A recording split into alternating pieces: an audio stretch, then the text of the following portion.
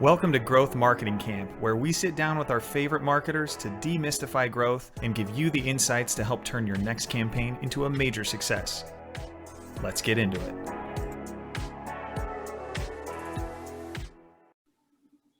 Okay, everybody, welcome to another episode of Growth Marketing Camp. I am joined here by Julia Heesen, who's the head of marketing for a company you've probably all heard of, Predictable Revenue, the name, the brand being made famous a few years back. And it is a sales outsourcing firm. We'll learn a little bit more from Julia about what she does there and what the company does. But Julia, welcome to the show. We appreciate you making time. Yeah, thanks for having me. Great to be here. Give us a little bit of your background, Julia. You've got a past in marketing. You're passionate about marketing, but how did you get into your current role? Yeah, sure. So I'm originally from Germany. I moved to Mexico. And when I tried to search for a job, I knew I wanted to do something in the marketing area. So I came across Predictable Revenue and I started in social media marketing. And just steadily with it, as the company grew, my responsibilities grew. And now I'm heading the marketing team here. That's awesome. Yeah, you've been there about 2.5 years, it looked like, and it's a great trajectory for you. Congratulations on the moves within the company. Thank you. Tell me a little bit about Predictable Revenue, what the company does, and who's your target audience that you work with. Sure. Yeah. So most people know the book Predictable Revenue, like the best-selling book by Aaron Ross. And Aaron Ross is actually our co-founder. So he and Colin Stewart founded Predictable Revenue, the company. And we, as the company, we help other companies multiply their revenue by either helping them with their existing sales teams, so by coaching, consulting, assessments, or they can actually rent our SDRs. So we have SDR pods, and then we do the sales side for them. So that's what we're all about. This is good. I think this will be a particularly interesting episode for everyone listening because it's a competitive industry. As someone who formerly co-founded 2 different agencies, I've been in that world, and it's tough to differentiate. It's tough to prove that you're enough for somebody to trust you with even consulting, even just teaching their own reps internally how to do it, but especially outsourcing. So be really interested to hear how you're targeting those folks and educating them. Let's get straight into this campaign that you've been thinking about that I'm excited to talk about. Tell us, what was the goal of the campaign? How do you describe it internally? What do you name it, I guess, first of all? Yeah, so the campaign is our virtual conference called Own Your Growth. Own Your Growth is actually one of our company values. So we thought it makes total sense to own your growth by coming to our conference and just like educating yourself. So yeah, virtual conference, everything's gotten remote with COVID and such. Yeah, of course. So we thought, what was the goal of this campaign in particular? So getting people to the conference, who were you trying to get there? And I guess what was the hope that they would walk away with or that they would do afterward? Yeah, so the main goal was brand awareness and to create connections with our audience and with other companies. So really building connections through a remote conference because we weren't able to build those connections going to your conference. And we were targeting sales and marketing leaders and practitioners. So that's our ICP, our sales and marketing leaders. And then the practitioners are the ones currently working in the role. And then in a couple of years, they might remember us and get back to us. Yeah. Makes total sense. And so is that the strategy when you work with practitioners from your content perspective? Are you trying to get in the minds of practitioners for years down the road when they're in that leadership role? Or are you hoping they'll sell this up the food chain? Hey, we could really use some of the things Predictable Revenue is talking about. Just curious how you guys are thinking about that. Both, totally both. Yeah. Awesome. Okay. So you were trying to get folks to this conference. You had a good sense of who you wanted to get there. Talk to us about the channels that you were using to promote the campaign, because I saw a good deal of this. I remember when it first was coming out that you guys did a lot on social at the very least, but I'd love to hear what else you guys were using and break it down. Yeah, big piece was email marketing. So we have a newsletter with a pretty decent list size. So we promoted it through the newsletter on a weekly basis. And then we had an email push, so a dedicated email to our audience talking about the conference. Of course, social media was a big piece for us. So LinkedIn mainly, and then a little bit on Twitter and Facebook. And then we had affiliate programs going on. So we had some sponsors, not paid sponsorships, but just in the agreement, we'll share the list, we'll share some contacts, we can add your logo. And that actually brought in a big bunch of registrants to our conference. That's fantastic. Did you have any, you don't have to name the partner, but any types of partners that particularly were maybe the most beneficial for you guys in terms of gathering the right audience to the event? Yeah, just like to name a couple, we had like Sales Hacker Outreach on our side. And then, some others, I won't name them all, but kind of partners we knew that they had the same audience as we do. Yeah, one of the things I've always admired about Sales Hacker, they've done such a great job curating like just the most clean, actionable content. I only wrote for them once, and I remember how very specific their guidelines are. So I'm sure that the audience for you guys was perfect fit, a really nice partnership there with Sales Hacker. Outreach obviously owns Sales Hacker and a phenomenal company to partner with in any regard for anything sales related. So that totally makes sense. Talk to me a little bit about the email marketing component. Let's break down the email marketing. How many lists were you marketing to? Do you have one massive database of just everyone who's ever subscribed, or do you have subsets of that? Or like, were you targeting leadership with different messaging than maybe the practitioners themselves? For the specific campaign, we didn't. So it's really one big list that we were targeting. And then we have some lists that are depending on their engagement. So if they're very engaged, we know they've been to a couple of our events. So we target them differently than people that maybe they're part of our list, but they're not very engaging. But yeah.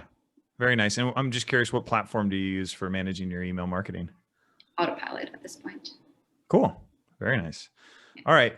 Now, what in your mind made this campaign stand out from all the other campaigns? You obviously, as head of marketing and coming from social marketing at the same company, this is one of many campaigns you've run. What was eye-opening about this campaign, or what made you want to call this one out?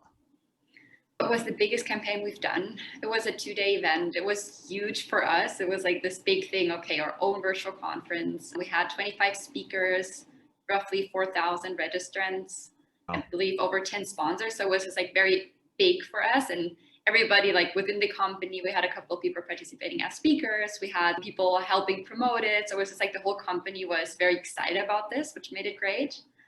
How did you sell that internally? I'm curious, because that's part of it, is get everybody inside the company to be excited, to share it online, to talk to their customers and others about it. Yeah, it definitely helped that we had a lot of people involved in the process. So we had Sarah, most people know Sarah Hicks. She's one of our podcast hosts. She hosted and moderated the show together with Colin. Then we had another person who had her own session.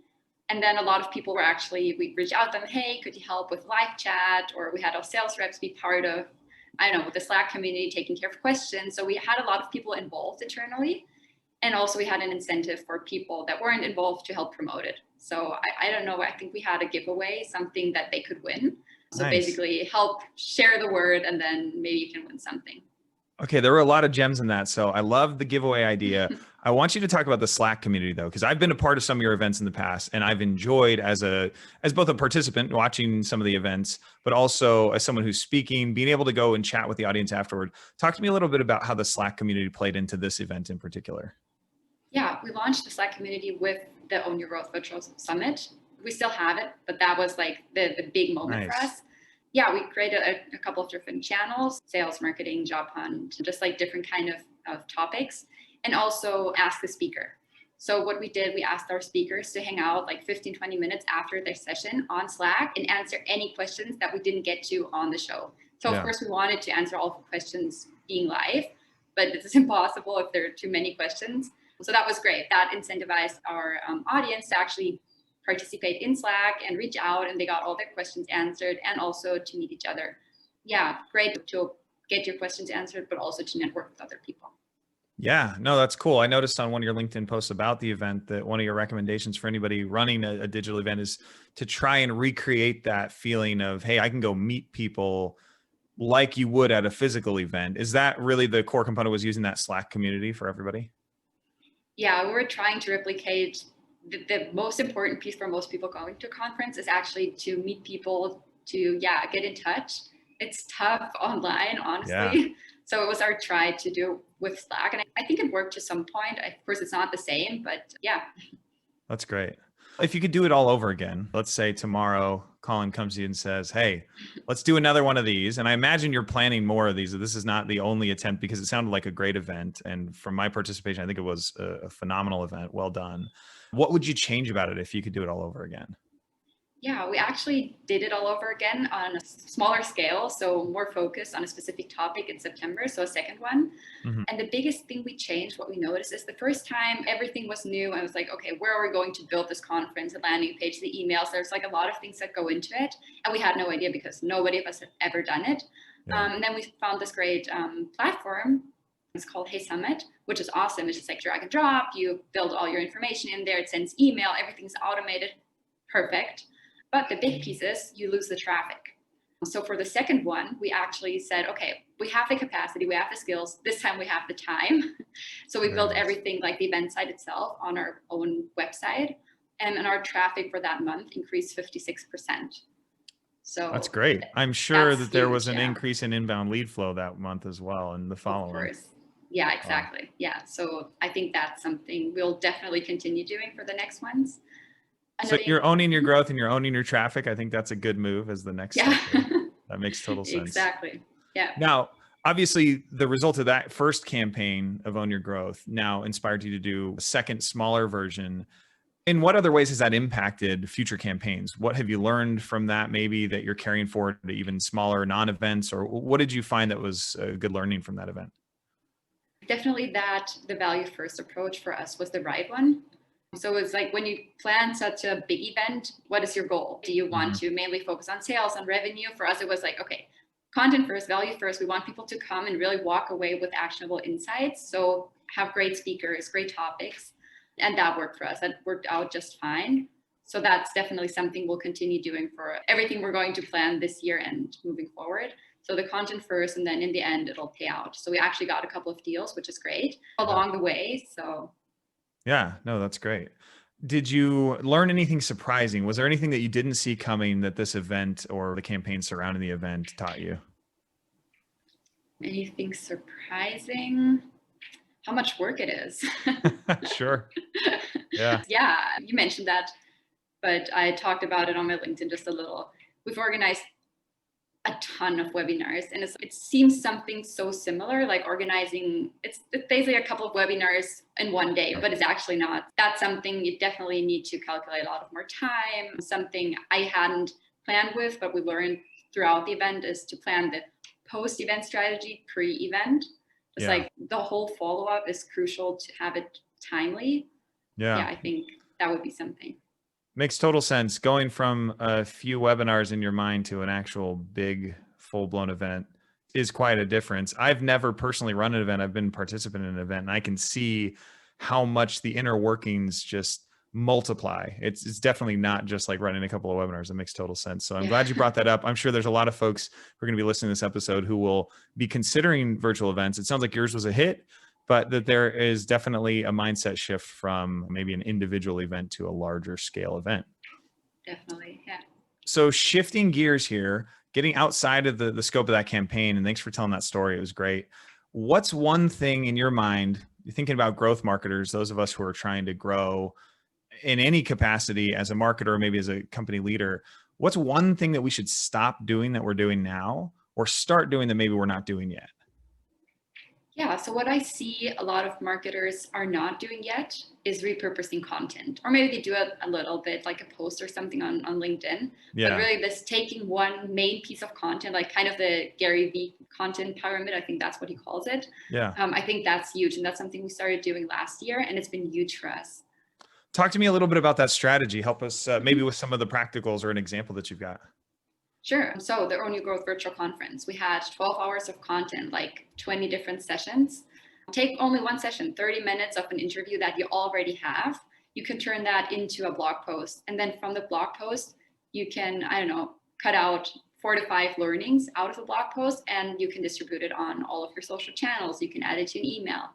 Taking the recording again, you can cut out some snippets for social media, like 2 to 3 minute snippets of some things, a key message that your speaker told you about, add some subtitles to it and distribute it on social media. So you really have weeks and weeks of content that you already have. You just have to use it, and you can distribute it throughout all your channels, which is great. Yeah, so from a content marketing perspective, it sounds like that was a big hit then from the event. You had so many hours of content. That's incredible. We're still using it, yeah. And some of your favorite speakers, is there something magnetic about a big event like that versus a webinar where you can get folks who maybe were less likely to participate in a one-on-one event like a webinar? Did you get speakers that maybe you were like hopeful speakers that said yes because it was a bigger event, or was it the same reception as a webinar? No, I definitely think it helped that it was something big. Also, to get some speakers on, it already helped that we had other speakers already confirmed. So sure.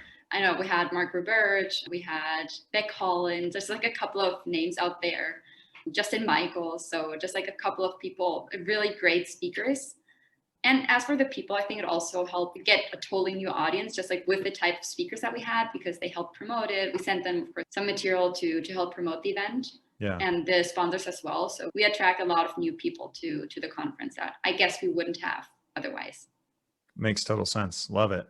So zooming out from the execution of this campaign and even your advice to growth marketers, let's talk about the structure of your department, because one of the things I love to learn is how does someone like yourself pull this off? How do you get this all done in such a short period of time? Like, what does the team look like currently? And then just how are the responsibilities split up in the team right now?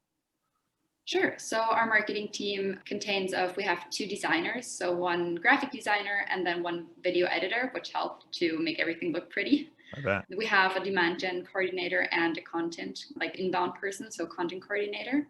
So yeah, the demand gen person, she mainly took over the responsibilities of webinars. Of course, the virtual conference was a big piece, everything in that direction. The content person in social media, blog, our podcast. Yeah, and I support the team. I was going to ask, how do you support the team? Do you head up any of those projects, or are you more coming in with the ideas, or what kind of work do you do with them? Both. Yeah, definitely help coming up with ideas and then also jumping in on the execution. I'm still in there with them because that's what I love. Yeah. Maybe I shouldn't be as much, but yeah. And then I head up to our head of revenue and we work very closely to the sales reps. Very nice. Okay. Now I'm going to ask this because you mentioned at the very beginning of this episode here, you're German, you're living in Mexico, and now everybody has been forced to some degree, work with folks who are not in the same physical location as themselves. So this is new for a lot of us.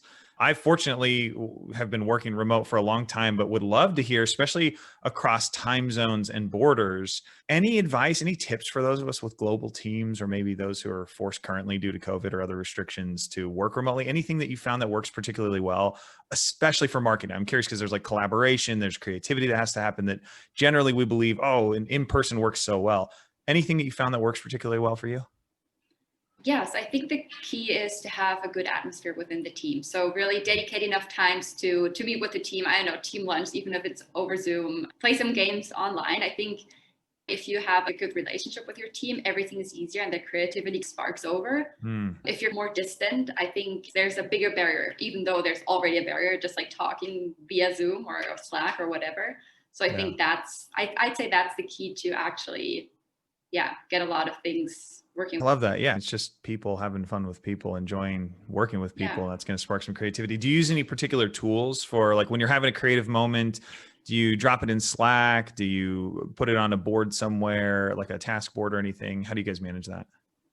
Yeah, project management, we have Asana. But then other than that, we're chatting on Slack basically all day, like about work, but also other stuff. So just like continuously flowing. And then when something's spontaneous, I have this great idea, let's jump on Zoom. And then it's literally just, hey, you're free, let's jump on Zoom. And then we just chat. So of course we have dedicated time to meet one-on-ones and everything, but we jump on spontaneous Zoom calls pretty often. That's awesome. Okay, great. Love the advice there. Just curious now, as we're wrapping up, are there any other marketers that you think of, oh my gosh, like I look up to her, I look up to him, anybody that we should invite on the show here? I love Chris Walker's stuff and Dave Gerhard with his GMG group. Yeah. Are you a member of the group? I am. Yes. Very nice. Totally recommended. Yeah. Dave Gerhard, Chris Walker, 2 of my favorites. I will absolutely be inviting them on the show, and we appreciate you joining. Julia, thank you so much for your thoughts, for sharing your story of your successful campaign, and we look forward to speaking with you again down the road. Yeah, thanks for having me again. Thanks for listening to Growth Marketing Camp. If you enjoyed this episode, we'd love it if you would give it a quick 5-star rating or share it with a friend or colleague looking to get a little more inspiration for their next campaign. If you want to learn more about the company behind the show, head to opensense.com. That's OPENSENSE.com. We'll catch you on the next episode.